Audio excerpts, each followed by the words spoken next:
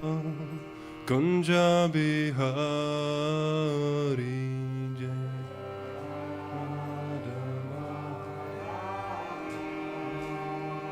Kunja Bihari Jaya Radha Madhava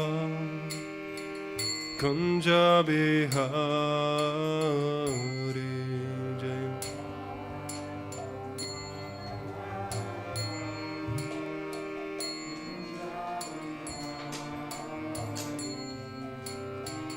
Gopi Jana Vallabha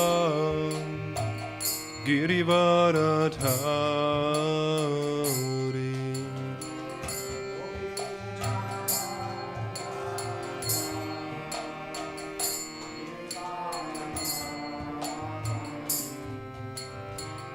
Gopi Jana Vallabha Girivaradhari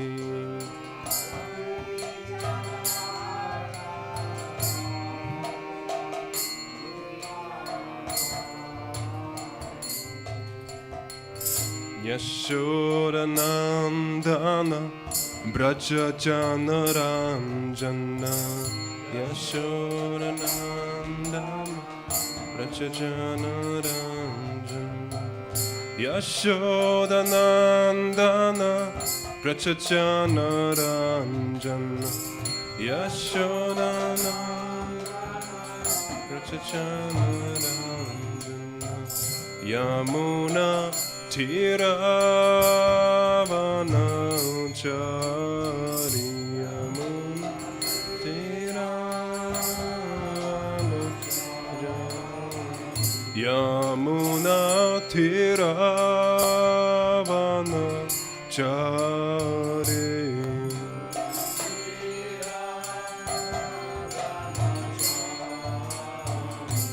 Jaya Radha Madhava Kunja Bihari Jaya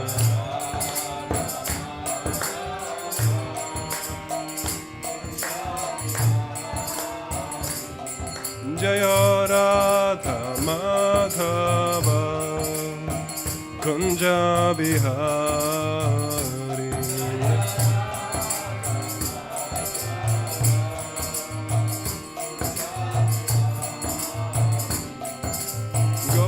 Jana Vallabha Girivaradhari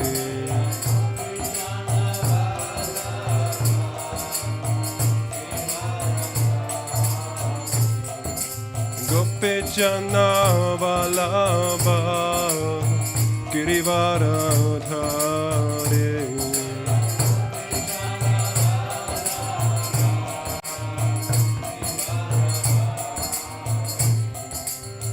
Yashodanandana Braja Janaranjana Yashodanandana Braja Janaranjana Hey Yashodanandana Braja Janaranjana Yashodanandana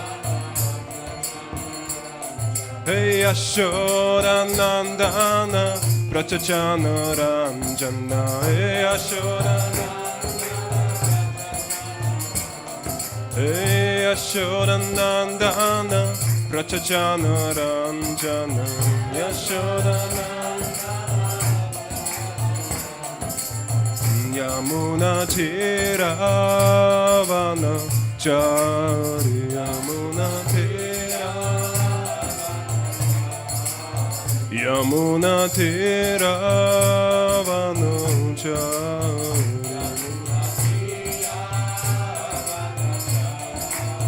Yamuna Tiravanachari Yamuna Tiravanachari Yamuna Tiravanachari Yamuna Tiravanachari Hey Jaya Radha Madhava Kunja Bihari Jaya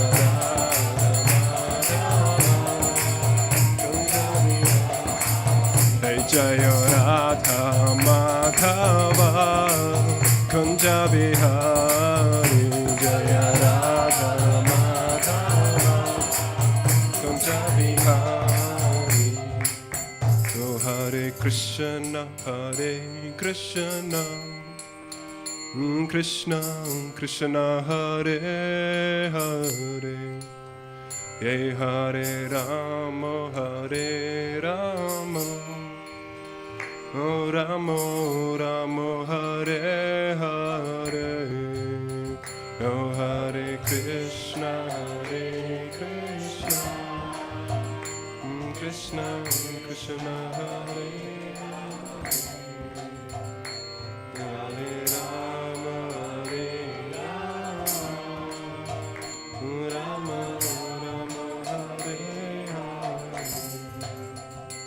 Hare Krishna Krishna Krishna Hare Hare Hare Rama Hey Rama Hare Hare Hare Krishna Krishna Krishna Hare Hare Rama Rama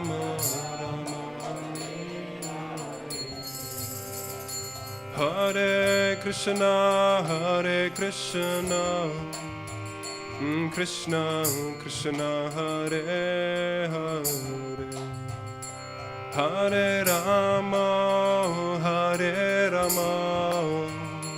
Rama Rama Hare Hare Hare Krishna Krishna Krishna Hare Hare Hare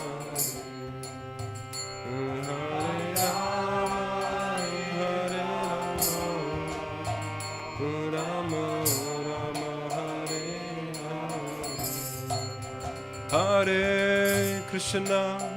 Hare Krishna Hey Krishna Hare Hare Oh Hare Rama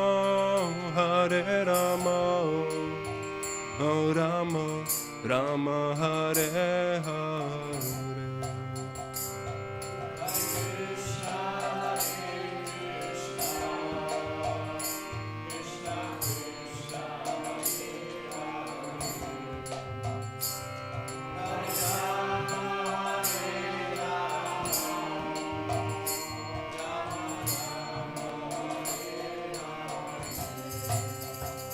Jaya Prabhupada Jaya Prabhupada Jaya Prabhupada Srila Prabhupada Jaya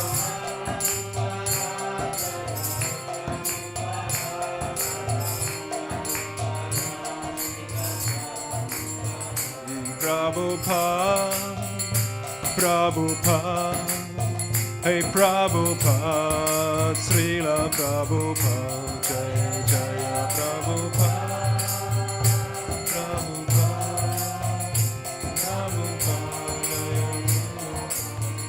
Jaya Jaya Prabhupada, Hey Prabhupada, Srila Prabhupada, Jaya Jaya Prabhupada.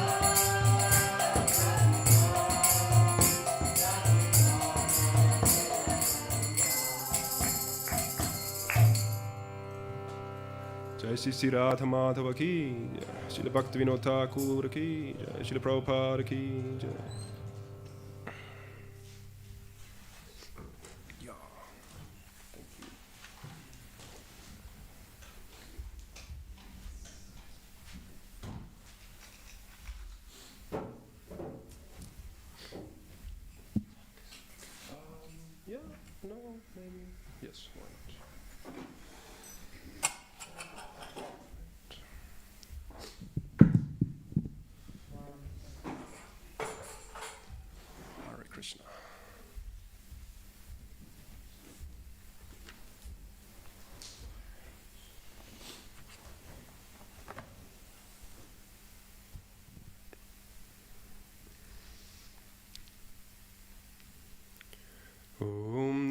Bhagavate Vasudevaya.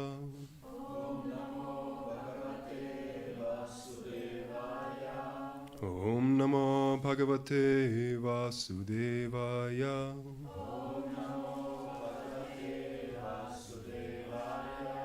Om Namo Bhagavate Vasudevaya.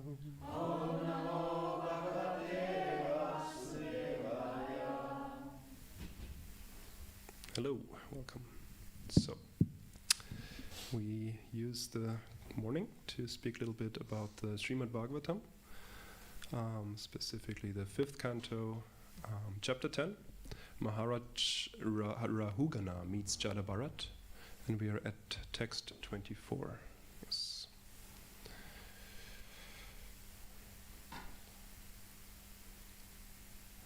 Tanme bhavana naradeva bhimana.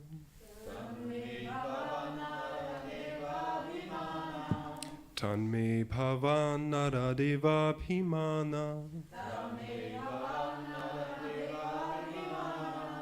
Madhena tuchikrita sattamasya. Madhena tuchikrita sattamasya. Krishishta maitri drisham artha bandho. Krishishta maitri drisham artha bandho. Yatha thare sat avatyana mamha. Yatha thare sat avatyana mamha.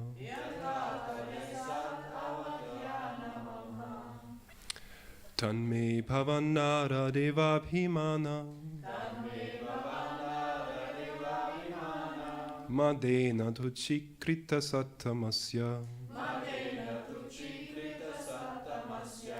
Krishishta maitri drisham artha bandho. Yatha thare sat avatyana mamha. Let's go. Tamme bhavanmana devabhimana. Madena tuchikrita sattamasya.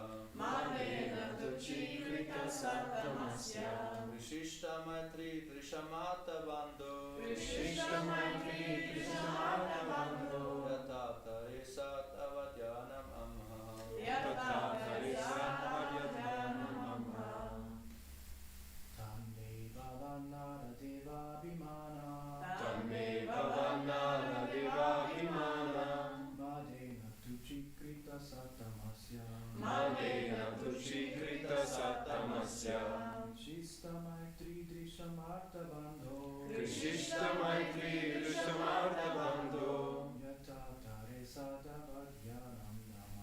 Yatha thare sat avatyana mamha. Ladies. Tanme bhavanara devabhimanam. Tanme bhavanara devabhimana. Madena tuchikrita sattamasya. Madena tuchikrita sattamasya. Krishishta maitri drishamartha bandho. Krishishta maitri drishamartha bandho. Yatha thare sat avadyanam amha. Yatha thare sat avatyana mamha.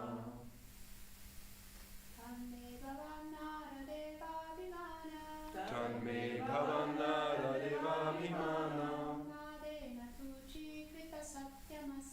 Madena tuchikrita sattamasya. Krishishta maitri drishamartha bandho.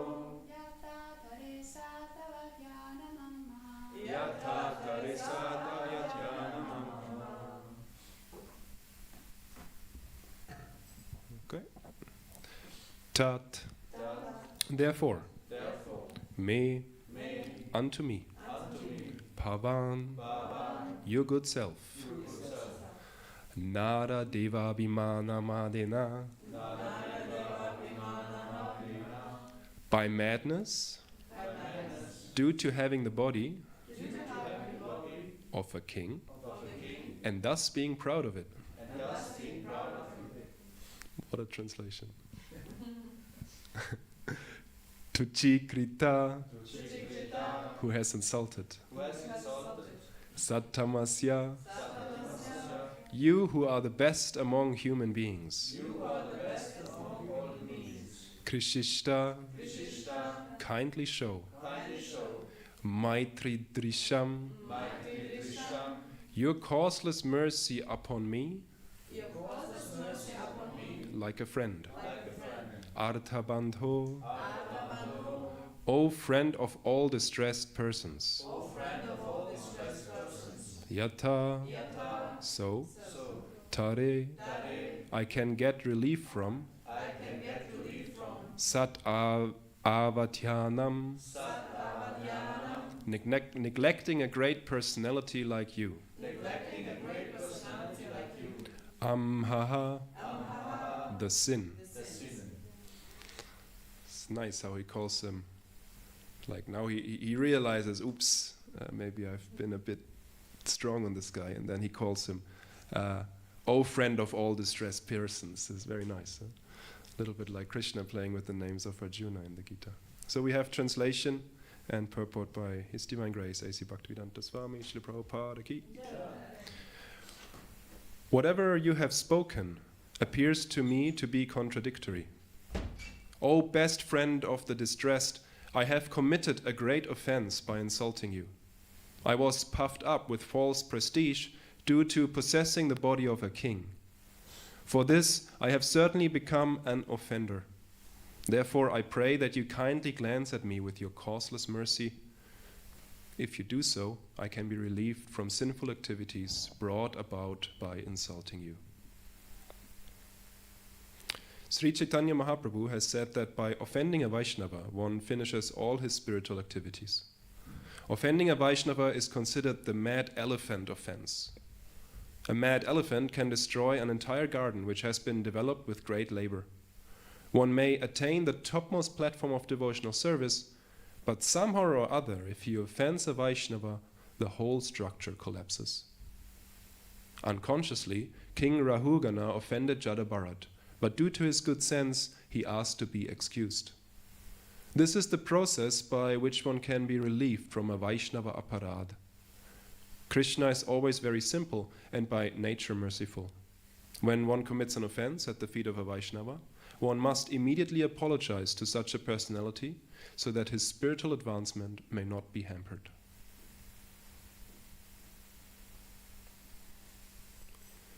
Om Agyanti Mirandasya Gyananjana Shalakaya Jakshurun Militam Yena Tasmai Shri Gurave Namah Sri Chaitanya Manopishtam Stapitam Yena Bhutale Svayam Rupa Kadamayam Darati Svapadantikam Vandeham Sri Guru Sri Yuta Padakamalan Sri Gurun Vaishnavangscha Sri Rupam Sakrachatam Sahagana Ragunatanvitam Tam Sajivam Satvaitam Sarvadutam Parichana Sahitam Krishna Chaitanya Devam Sri Radha Krishna Padan Sahagana Lalita Sri Vishakanvitamscha He Krishna Karuna Sindhu Dinabandhu Jagatpate Gopesha Gopika Kanta Radha Kanta Namostute He Tapta Kanchana Gaurangi Radhe Vrindavaneshwari Vrishabhanu Sutta Devi Pranamami Hari Priye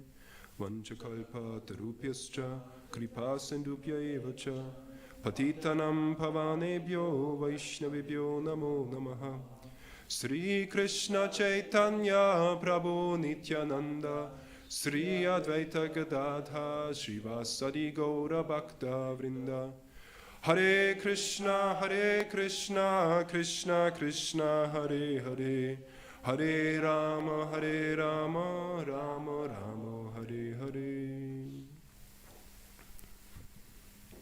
Whatever you have spoken appears to me contradictory. O best friend of the distressed, I have committed a great offense by insulting you. I was puffed up with false prestige due to possessing the body of a king. For this I have certainly become an offender. Therefore, I pray that you kindly glance at me with your causeless mercy. If you do so, I can be relieved from sinful activities brought about by insulting you.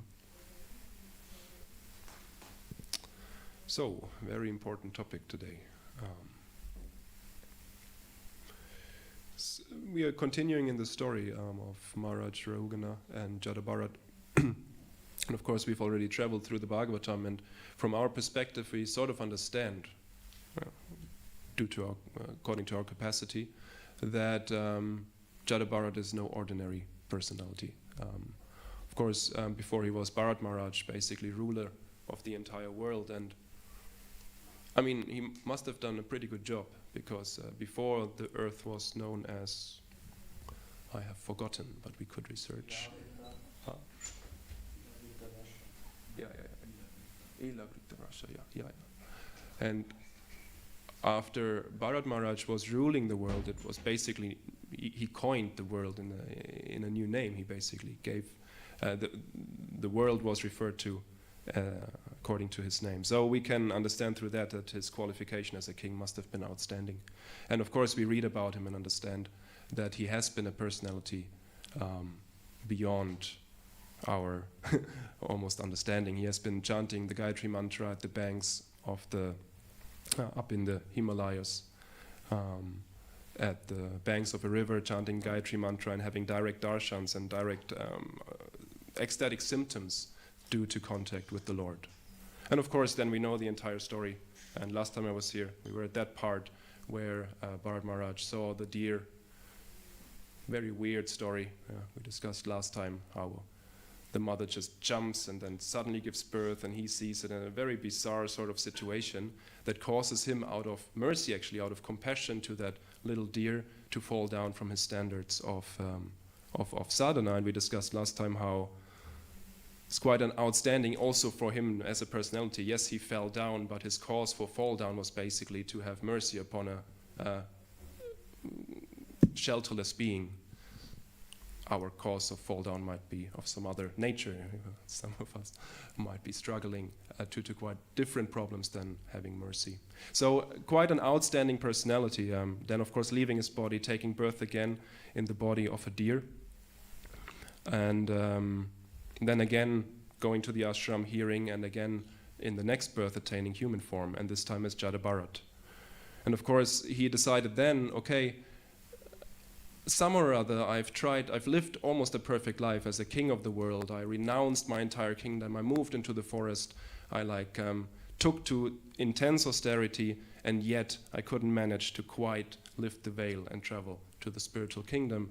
So therefore this life let me eliminate all chance of being distracted of my actual path. And his strategy was, of course, Jada Yoga, basically. Jada Bharat decided to not show his qualifications and actually act almost opposite to what was expected of him, being born in a Brahminical line, but basically rejecting the etiquette that was expected from him. We read these examples. His father tried to teach him, hey, you go to the bathroom and then you wash your hands. This guy, he goes to the bathroom, washes his hands, then, turns the instructions around, just messes it up. And continues his life in internal meditation on the Lord, but externally being recognized rather as a fool from society. And of course then we have the scenario where he sits by the side of the road, and the king with his palanquin comes and he needs a carrier, and then he basically designates, or his servants designate, hey, you look strong, you look like a big guy, go carry this palanquin. And Jada Bharat, of humble nature, accepts the service, but of course he doesn't do a very good job, because the palanquin is shaking like anything. Why? Because Jada Bharat looks at the road and there's a lot of ants, so he has to navigate around the ants so that he doesn't harm any living being. And of course that upsets the king. King goes what's going on, stop this, and then he confronts him, hey, why are you this is your king, why are you making me shake? And Jada Bharat starts to explain, and quickly the king starts to realize, okay, this is not some ordinary guy. The way he speaks, obviously there is some deep realization. And culminating in this verse we can see, as we already pointed out, he calls him the Artha Bandhu, friend of all distressed persons. Of course, when we realize, I've been in many such situations, maybe you too, that we think we are right, and we like push our agenda, and then we come to the point where we realize, oops, I've been sort of wrong from the beginning, and you get like a little bit of these hot flushes, maybe get a little sweaty and think like, oh God, yeah, and you start to realize, oops, maybe this was not such a wonderful move of mine. And then of course it's time to, ideally either move on the ego and create some strategies to not look at what you've done, or to then of course apologize. And this is exactly the moment, of course, where Maharaj Rahugana fully understood, okay, this is a saintly personality, I'm the fool, and I better apologize to this person because I've probably committed some offense. Of course, for us understanding Jada Bharat, he might not have taken any offense, but independent of that, of course, King Maharaj Rahugana here stands as a very good example of how to deal with a situation like that. Because offending a Vaishnava, Prabhupada in the purport describes it, or quotes Chaitanya Mahaprabhu describing it as the mad elephant offense, the offense that, just imagine a beautifully built garden and then a wild elephant runs through it, probably not much left after. And this is sort of course, one of the problems of this material world, that building up something takes extensive time and extensive work and a lot of discipline and being very strict. Destroying something, almost the opposite, is quite easy. I mean, you can build a house for years and years, carefully building the bricks, carefully laying everything out. You can burn it down within like a couple of hours, right? So this is almost with everything like this. If you build like, I don't know, a strong bodily practice, like a strong yoga practice or so, you do that, you build it for years, you build up your strength, you build up your flexibility, and then, I don't know, you have an accident, car accident, something like that, and it's all gone, basically. Or you stop practicing for a while and then going back into it and you realize building up took so long, losing it went pretty quick. Yes. Some people who try to stay slim, they realize losing weight takes a long time, getting it a little bit easier. For me, it's the other way around. I try to eat more. Anyway, we have our different natures. So generally in life, building up things is way more complicated than destroying it. I mean, like prime example is relationships, and that's where we are sort of at this topic today, right? You can like invest in a person for years and years and years. And I always find it really interesting to realize that there is maybe my wife is there in front of me, that we've built our relationship really now over decades. And probably there is some things I could say, just words that I could speak that would destroy this relationship. Period, right? I could probably, I'm not planning to, but I could probably, if I wanted to, or if I was overwhelmed by some strong emotion, say things or treat her in a way, or for some men it even happens that there is violence involved or so, that these decades of building up a strong relationship, even culminating in a child and being so, connected to each other, we could probably destroy it within a few minutes. It's pretty outstanding, isn't it? That's how valuable relationships are. And it has maybe happened to you, it has happened to me, that I have friends for a long time, and then there is some disagreement on some topic, and suddenly boof, right? We recently had this weird corona thing going on, and then so many people that were like connected for so long had a different opinion on something, and then they fight and they get very emotional, and then families break apart, right? I have a semi-friend who stopped speaking to his mother because of this stuff. Right? Like broke up the connection to his mother, which is sort of normally quite a strong bound, due to some idea, something that came up externally and that he took serious and she took serious in a different way, and then they clashed. I'm not sure if they speak again, but they haven't for years that I know. It's powerful, isn't it? How we can, through an idea, through something that comes into our balance that we build, can break it. And I guess this is for me a big part of yoga. In whatever yoga we look at, tomorrow we look at a few different yoga systems, but whatever yoga we look at, it's basically about finding a balance, isn't it? Like this is how Krishna defines yoga in the 6th chapter, that yoga basically means, of course he's talking about Ashtanga yoga, but I could claim that it also, all yogas are connected. But he says, don't eat too much, don't eat too little, don't sleep too much, don't sleep too little. That's the yogi, finding the balance. Of course, we understand that our platform for spiritual advancement is the sattva, and the sattva basically is the balance between the tamas and the rajas, right? Eating too much, tamasic. Eating too little, rajasic. Eating just the right amount, sattvic. And that's, of course, the sattvic balance. Being in the balanced state is our stepping stone towards spiritual advancement. So also with relationship, it's very much about the balance, isn't it? It's like tuning in with each other, finding, because we all have different natures. And about our natures, one big problem is that we might meet each other, and if we meet each other, we only see one certain aspect of the person in front of us. But the person is much bigger. There's a lot of thoughts, a lot of ideas, a lot of beliefs, a lot of trauma, a lot of experiences within the person that I cannot perceive. But I might meet the person and I might make a connection with the person according to the state the person is in today. And we might even form a friendship in that state. But it could be that during this whole building of the friendship, some aspects of the person haven't been revealed to me. They were there all along, but I can't see them yet. And then due to the course of time, we might engage with each other, and there might come a moment where I can see that aspect of the person that I haven't seen before. And of course, a big part of our material existence sometimes is to hide these aspects that the other person might not want to see. And suddenly we see this aspect, and then we go like, oh God, now I know this about you, now I don't want to have anything to do with you anymore. Now I think it's horrible. Before I thought you were a good person, but now I know this aspect about you, and now I'm going to drop you, right? So this happens. And sometimes, we may be as Hare Krishnas, some of us, we might know this also with family and friends of our, old connections, that sometimes we might hide certain perspectives we have because we fear, or we maybe even know that if I would reveal that, the other person might just not be happy with it or even stop the connection. Mm-hmm.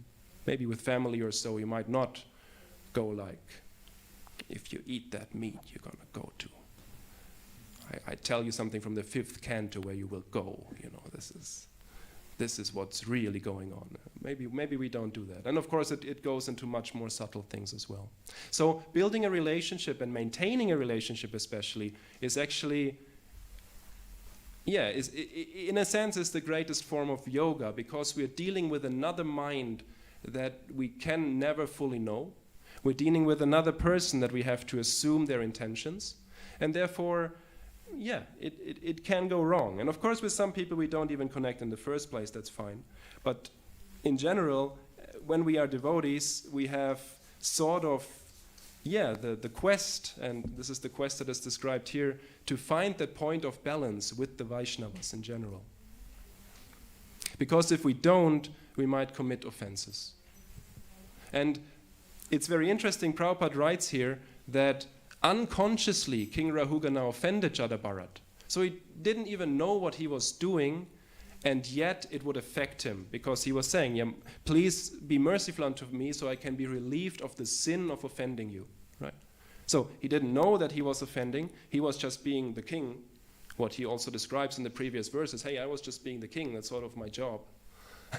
And point well taken, but at the same time, of course, even though he did it unconsciously, Jada Bharat might have been offended, and therefore the effect would be there. And we know that from other stories as well. I tried to remember before, and I didn't really have the time to look it up, but there is a pastime of the Goswamis, Rupa or Sanatana Goswami. Rupa Goswami, when he was chanting in ecstasy, and then someone is passing by, and he has not good limbs, and yes. Goswami is in his ecstasy laughing, and then the Yes, other yes. Vaishnava is thinking he's laughing at me Yes. because I have not a good body, Yeah. and then he feels offended, and Rupa Goswami is falling out of his meditation. Out of his meditation, yes. Yeah, then later on he thinks about it and goes to the Vaishnava. And He concludes that the only possibility why I fell out of my meditation, I must have offended someone. Right? And then I think he makes this trick that he invites everyone for a big festival. He arranges like a festival, and he invites everyone because he knows the person who won't come, he's the one that I've offended. So this is, okay, Rupa Goswami. This is Rupa Goswami. Rupa Goswami is in meditation, chanting, being in the spiritual world, direct connection with the divine couple, and there is something, I really, it's long ago since I heard the story, something happened within his Leela that makes him laugh. And this guy, yes, you remember? It was like that Radharani was picking flowers, and Krishna climbed on the tree, and then he like lowered the branch, and then he jumped, like and then Radharani like jumped up. Oh, nice. Like, yeah, And he that- released the branch, and that's what he was laughing. Yeah, it's crazy, right? He sees that directly and he's laughing. So we can say he's completely in transcendental state. This other devotee walks by, feels offended, and Rupa Goswami gets thrown out of his meditation. Right? He obviously was completely unconscious, like there was no intent. But this is really interesting, right? We could say almost it's unfair, isn't it? Like poor Rupa, like he was just like chilling with the lords, and then this happens to him. Like what's going on? But of course, there is no unfair within spiritual reality. It just like teaches us, or it's just the fact that we are one in service as devotees to Krishna. And so we have to all be in harmony with each other serving. I mean, this is probably the reason why we're not up there anymore, because some or other we broke the harmony, right? Some or other our tune wasn't so nice in the song of the Lord. Maybe we were a little bit eager to hear us more than was appropriate for the song. Like the violin that always wants to play the solo, even if it's like chilling time, right? So some or other we broke the harmony of being like in the full flow to the divine couple. And of course our quest now in this material world is to find that harmony, find that tuning, find that balance again, so that we can see the Lord's in our heart. Jai Sri Jagannath Baladev Supradevi Ki Jai, Shri Shri Gauranitai Ki Jai. Right. So it's a tricky business. It's a fine balance. But what this story of Rupa Goswami really helps me with personally, a thought that I always come, because our goal or our wish is that we are attracted to devotional service. And attraction is an interesting word, isn't it? It's like there's traction, which is a physical thing. I pull something, attract, right? But then there is attraction, Ziehung und Anziehung, very similar in German. And attraction is not on the physical plane, it's like on the mental plane, and it is passive. Like it's not that I'm deciding to be attracted by something, right? It's not that I'm really deciding to fall in love or deciding to like something. Isn't it interesting that we can't decide what we like? Like food, you eat it and it tastes or not, isn't it? You can't decide, oh, today I like chili, tomorrow I don't like it, but today I like it. You can't do that. Either you like it or not. It's not something that we really decide. You cannot really say, I like this person. Sometimes you feel like, I want to like this person, but I just don't. Right? It just doesn't connect, right? I don't know. I want to, but... And of course we have that a little bit, I personally have that a little bit with my sadhana, right? I want to be really enthusiastic about my sadhana, but some or other, right?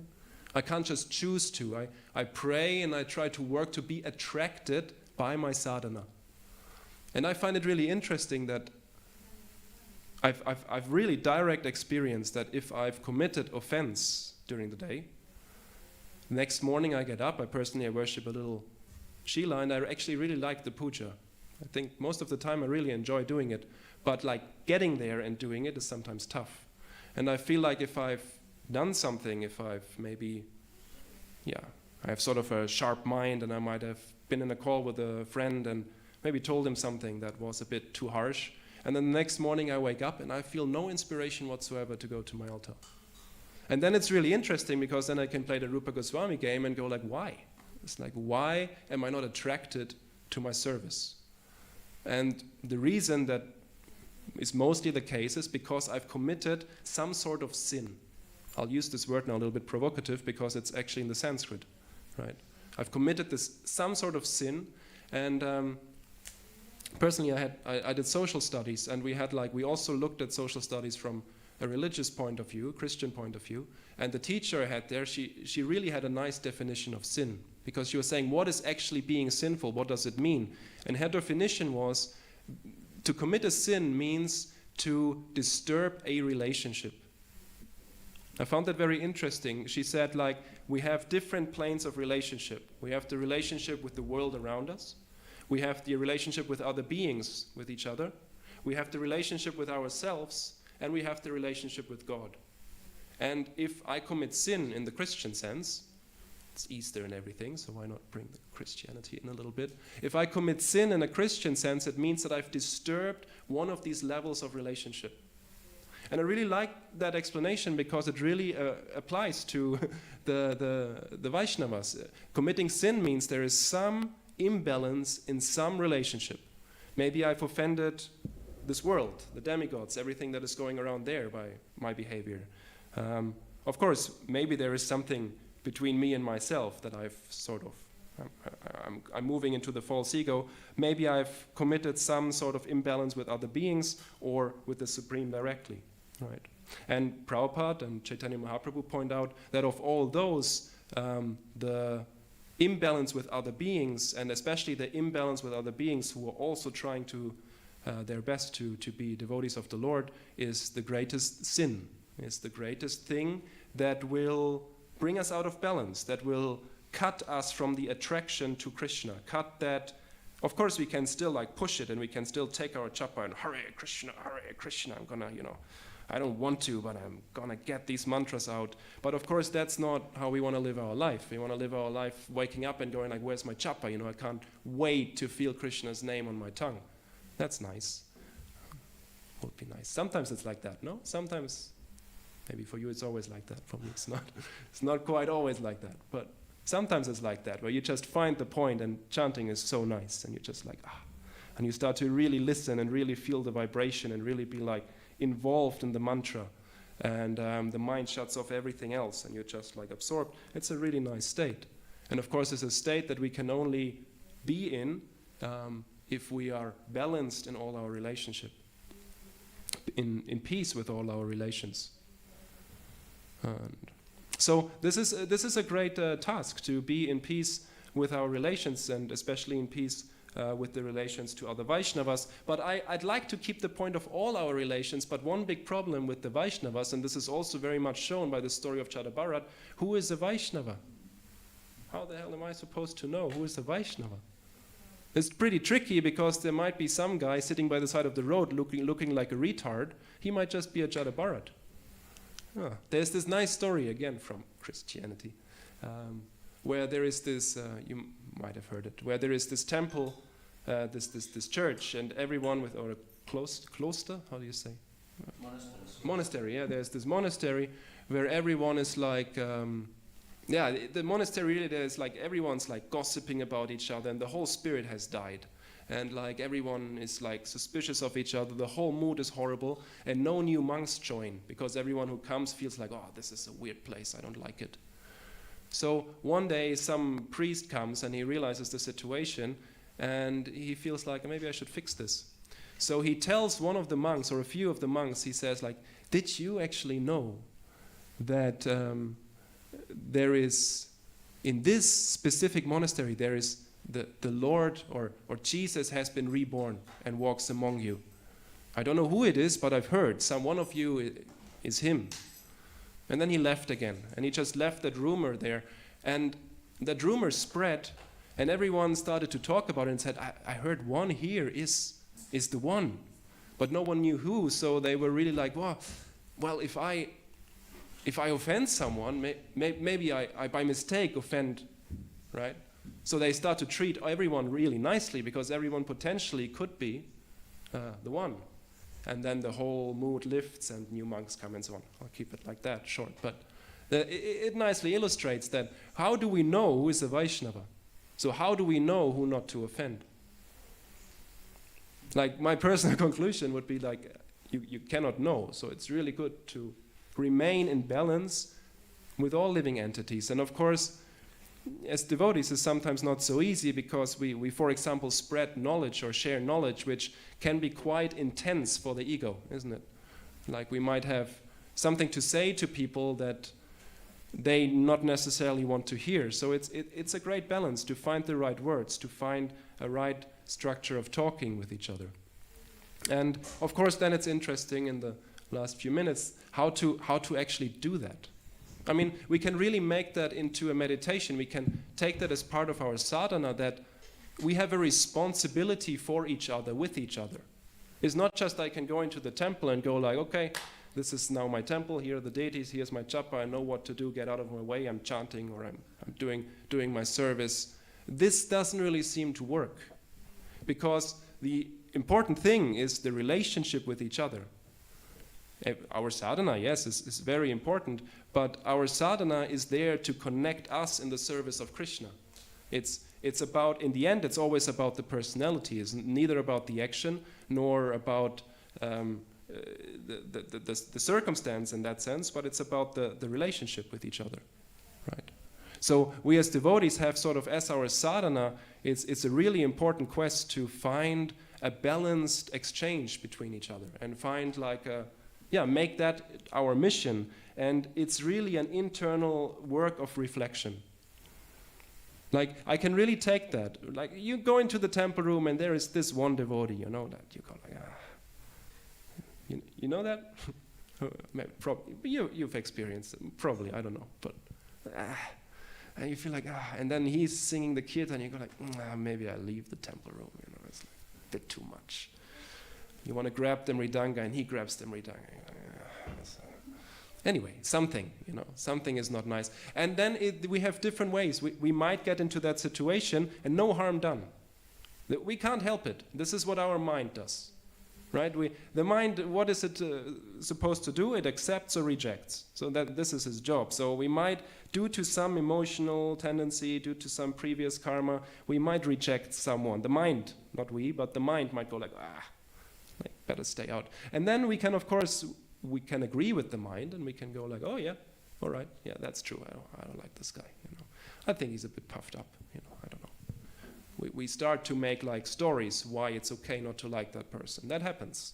Like if we let the mind decide we don't like it, and we let that information come in and we don't check it, it might just ground itself. Like it's really important that it's a principle, right? That every information we hear, we first accept. That's how the mind works. Don't think of the pink elephant. Boom, there is the pink elephant. Right? Before we can reject the idea of the pink elephant, we have to accept it. Isn't it? Like first when we hear something, in order to check whether I reject or accept it, we first let it in. And the problem is if we let an information in and we don't check it, it gets stored in our subconscious as truth. And I'm sure you had this about yourself, you noticed it with others. Sometimes we believe stuff that is ridiculous. Or other people say stuff where you're like, what are you talking about? And mostly that happens, this person or ourselves, we've heard that some years back and we've never checked it. So it's sunk into our subconscious, and when the topic comes up again, we say it like, yeah, that's the truth. It's not the truth at all. It's just like we haven't checked the information. We haven't taken responsibility to what has come into our mind field. Right? So we just let it in and we just let it sink in. It's a big problem with these YouTube platforms and so on. You see like some information and you don't have the time or the reflection to check it, it might just sink in. Right? So it's a big work to check, hey, what's within me and what do I actually want and what not. It's like, it's our responsibility to take care, responsibility of our mind field, of what is within our mind. And same here, if the devotee comes and we feel like, let's take this and sit down and go like, what is it that is triggered? Because 100% sure, if a person triggers me, the trigger is within me.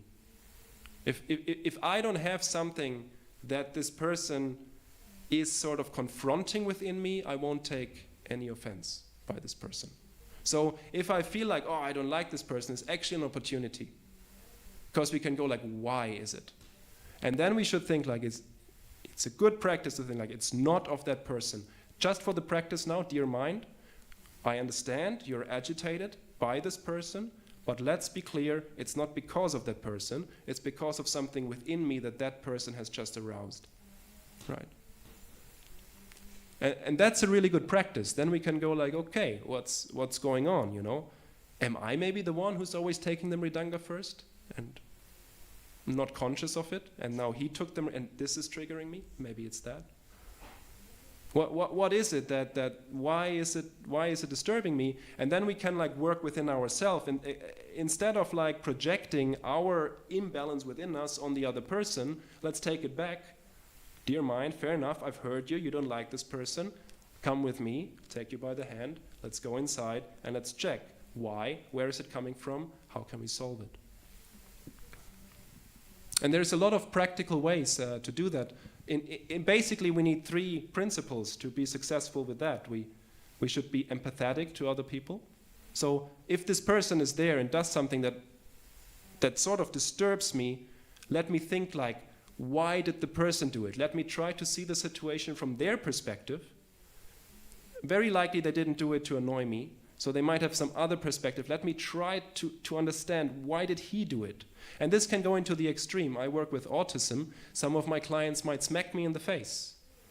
We don't do that to each other, luckily, so much. But some of my clients might smack me in the face, and my job is then to not go like, he smacked me, let's get into a fight.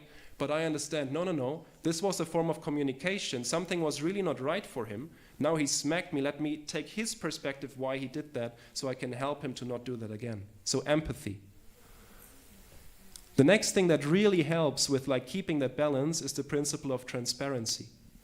It's the principle that I can be transparent about how I feel and how I work. This is really powerful, actually. This is really powerful. If someone like comes to us and maybe, I mean, if we manage to do it, this is super powerful. If I go to that person and say, hey, can I talk for you for a moment? Can you please help me somewhere or other? You did this and I was agitated by it. Can we sit down for a moment and have a talk? Because I don't feel you deserve my judgment, and I can't help but judge you. Can you please help me to maybe, can we talk about this? Can we work it out? Very powerful technique. It's not so easy, but it can also be, this would be the extreme form, but can also be a little bit, you could go to someone else and be transparent. Open up about it. Hey, I have this.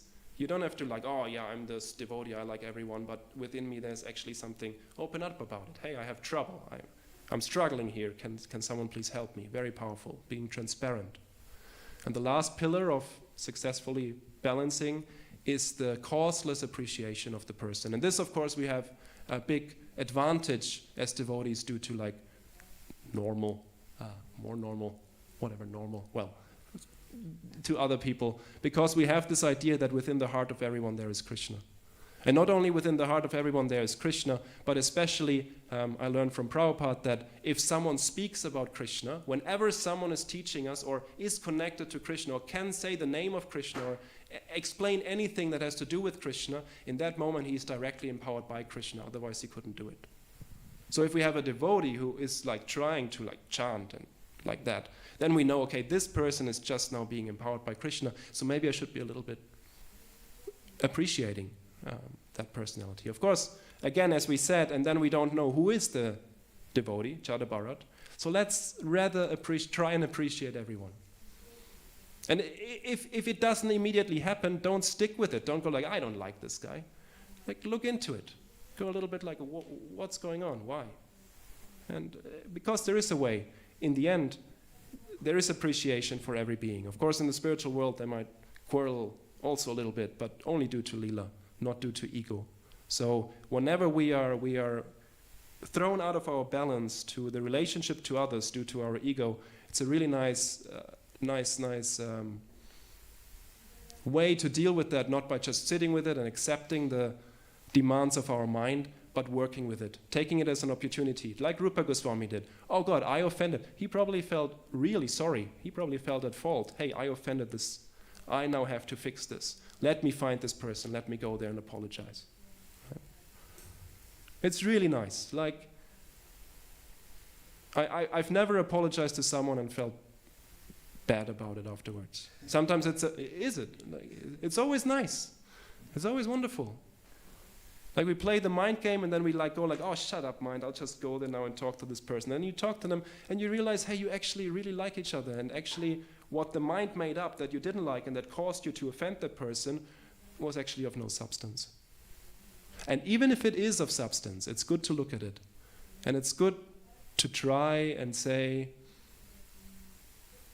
yeah, I'm maybe not at the stage to fully forgive you with my heart, but I'll forgive you as far as I can. Like that. So I think it's a very important topic, and I tried to make it a little practical.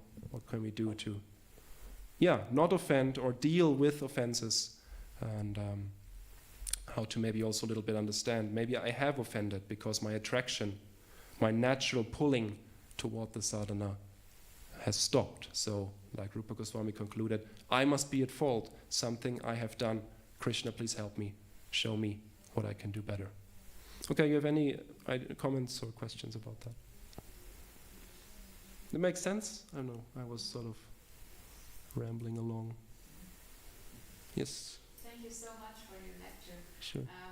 Yeah, I was exactly thinking about this case that we somehow or other cannot get along with the person. You explained it so nicely. Thank you so much.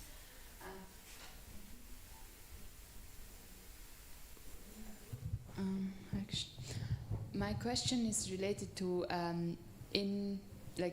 to making offense without knowing to do it because of a certain nature that we have.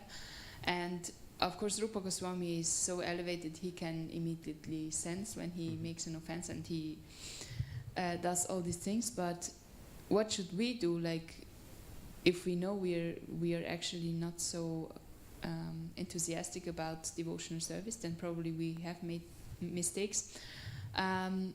What should we do in this case?